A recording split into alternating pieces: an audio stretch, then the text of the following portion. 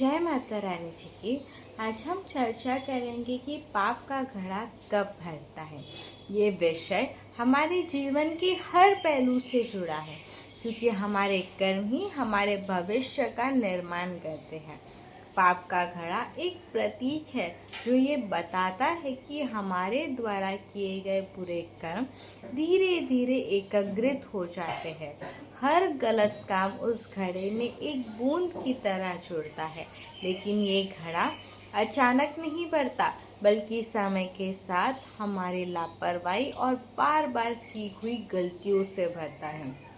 जब हम अपनी गलतियों को सुधारने की कोशिश नहीं करते, बार बार वही गलतियां दोहराते हैं और अपने कर्मों के प्रति लापरवाह हो जाते हैं, तब ये घड़ा भरने लगता है।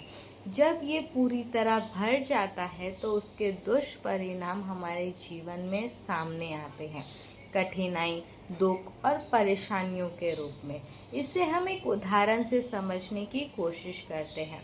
मान लीजिए आप आसमान में फूल फेंक रहे हो। जब वो फूल आप पर वापस लौट कर आता है तो आपको केवल फूल ही मिलता है, यानी सुंदरता, खुशबू और सुखद अनुभव। लेकिन अगर आप आसमान में पत्थर फेंक रहे हो तो वो पत्थर आप पर लौटकर आप पर गिरता है और आपको चोट पहुंचाता है, नुकसान पहुंचाता है। यही नियम हमारे कर्मों पर भी लागू होता है। अगर आप अच्छे कर्म करते हो तो आपके जीवन में भी सुख, शांति और सुंदर भविष्य लौट कर आता है। लेकिन अगर आप बुरे कर्म करते हो तो वही बुरे कर्म आपके जीवन में कठिनाई और दुख के रूप में वापस आते हैं।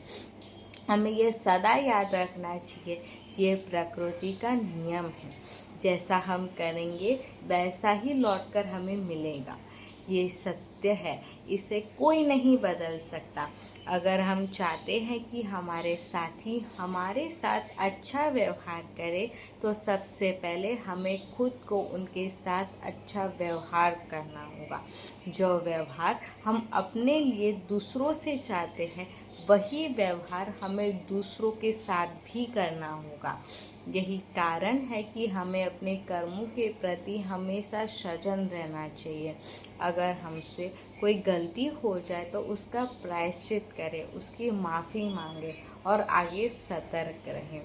यही हमारे जीवन को सुखमय और सफल बनाता है। पाप का घड़ा भरने से पहले हमें अपने आचरण को सुधारना चाहिए, ताकि हमें कभी भी उसका दुष्परिणाम न झेलना पड़े। आशा करती हूँ कि आपको ये विषय अच्छे से समझ आया होगा। आपके जीवन में भी आप हमेशा अच्छे कर्म करें, ताकि आपके भविष्य भी सुखमय, शांति और कुशलता बनी रहे। जय माता दी।